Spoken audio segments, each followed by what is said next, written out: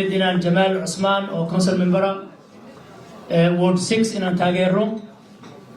قعنتنا يجيبكنا يعدكنا أرنتا ديار مونا عدكنا ويري ديار متين جمال إن تاجر ديار مونا إن أعوذ ديار مونا إن كل علينا مرنبات ديار مونا قال munaasabad ballaaran oo lagu taageerayay dib u doorashada gudoomiyaha degmada lixaad ee magaalada Minneapolis mudane Jamal Cismaan ayaa waxaa lagu qabtay magaalada Minneapolis ee gobolka Minnesota ee dalka Mareykanka.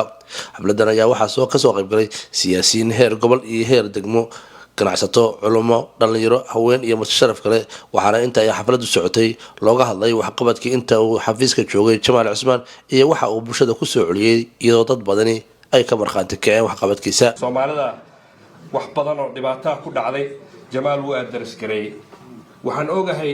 إنه شقدان passion وياهي وتشعليها إنه ضد كانوا حقبته وسياسي تعدني ما كنت درسه ما له سكوها الله ولا سوا and boss جمال سيف على الله تاجره boss كاسنا أذان استاجري شغل ما كعلماء هان يا كمجعهان يعني وحزب قد مرادك حقا وياه قنيسنا هذا أو هدي الله يجاهري جمال وتاجر سنة. It was so nice to be able to then actually work in person with you this term when we finally were able to go back into City Hall and no longer have the kinds of COVID restrictions that we've had. So I have the opportunity to work with Jamal day to day, really. Jamal and his staff, and Nemo is here from his staff, and it is a welcome presence around City Hall. It is important that you are there. It is important for us to hear your voice. markii uu wax qabto oo qof Soomaaliya yahay ama qof Islaam yahay inaad gacan ku siisid wax qabashada uu wax qabtay xaq buu u leeyahay inagana waajib bayna ku tahay hadda anaga masalan waxaan joognaa meel masaajid oo sida ku taala masaajidkaas waa Daarul Quba waxa dhacday geesihiisii oo dhan baa waxa degay waxaan caadi ahayn oo balaa oo qoro walba leh oo daraag leh waa Jamal baan telefoon u dirnay war waana la ku dul degay waxaana la ka dul qaadaanay saddex bari ka bacdi gobolkii oo dhan baa isla dhawaaqay madaxdiisii uu u guntaday wixii maalintii dambe madaxdii oo aan wax ka maqnayn booliskii oo aan wax ka maqnayn gaadiidkii oo aan wax ka maqnayn wixii oo dhan waana la ka rujiyay oo iyagiina nolol iyo waxa la geeyay meel fiican iyo guriyo hadda waxaan leeyahay Jamal aad baad u maasantahay walaale buildingka 515 wixii aad u gashay maynan ilaawin 267 junudi waaye kulli waxay ku yihiin heegan waxaana ugu wacan hawsha qadan u qabatay awgeed waaye waxa caawa sharaf ee aniga ku hadlaya magaca shanta jaaliyadood Soomaaliyeed wadankan ku nool oo la baxay midowga jaaliyadaha Soomaaliyeed aniguna gudoomiyahan u ahay waxa run ahaantii aad iyo aad aan mahad uga celinaynaa jaaliyadaha hadaan nahay Jamal Cismaan inuu aad iyo aad nin firfircoon oo jaaliyadaha mar allaale waxa alla wixii dhibaato ay qabaan la soo xiriira eventyaasheena ka soo qayb gala fundraisingkeena ka soo qayb gala dhibaatada jaaliyadaha iyo ka jira dhexdoodana aad iyo aad involved ugu ah waa peacemaker iyo dad isu hayntu ku fiican yahay taasina hogaamiyayaasha waxyaaba lagu qiimeeyo kooway ka tahay inuu qofku dadkiisa dad isku wad u leeyahay ayuu haddana manage gareeyaa inta warsiis degan iyo inta ka baxsanba inuu isku wada hayo Soomaalida marka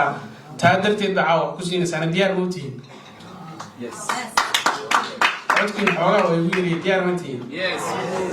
Jamal waxaan ka wada shaqeynay hadda oo hawsheeda socota sharciyo ee City of Minneapolis mardhow ay baasgareyn doonaan kuwaas oo wax weyn ka tari doona nolosha nabadda ama amniga waxa loo yaqaano darawaliintaas faraha badan ee community-gana kamid ah ee inoo baahan Jamal wuxuu ahaa siyaasigii ugu mudnaa isla mar ahaantaasi aad iyo aad u dhageystay dhibaatooyinkaas habeenkii xafladaas aanu qabanayna si wanaagsan ballanqaad weyn ka sameeyay inuu garab istaagi doono siyaasiyiin darawaliinta xirfadda ku shaqeysa mar kale mar labaad Jamaal waxa weeyaan garab aad u muhiim ah oo ururka la yiraahdo MOLDA ama Minnesota Uber and Lyft Drivers Association bilowgeedii ilaa maanta garab taagan maalin dhow insha Allah dhamaanteen in ka badanba waan soo casuumi doonaa marka sharcigaas isaga Jamaal oo xag hore kaga jira la baas kareeyo caawa waxaan u imid in aan u muujiyo walaalkii Jamaal taageerada uu noo muujiyay ilaa maanta uu nala garab taagan Jamaal oo kugu garab taagannahay Jamaal Cismaan ayaa ugu dambeyn muqbaahiyaha lagu soo dhaweeyay wuxuuna tilmaamay in doorashadan ay ka duwan tahay doorashooyinkii hore isagoo jaaliyadda Soomaaliyeed ka codsaday inay ku taageeraan danta guud iyo damqashada dadkiisa uu hayo walaalayaal waxay la soo dhaweyseen fadlan council member Jamaal Osman and future again waxaad u baahan tahay advocate aan ka xishoonin value-ga community ku leedahay baahida community ku leedahay ma garat iyo waa wada qaybsiga city hall-ka xildhibaanada jooga meeyaraha jooga dad badan baa jooga laakiin hal wax Soomaaliya iga ogaada qof community ku soo noqda u baahanta hal midna iga ballan qaada maanta politician asawir la gashid aad ka daba tagay intaas jooji waa inaad ka daba tagtaa waa inaad weydiisaa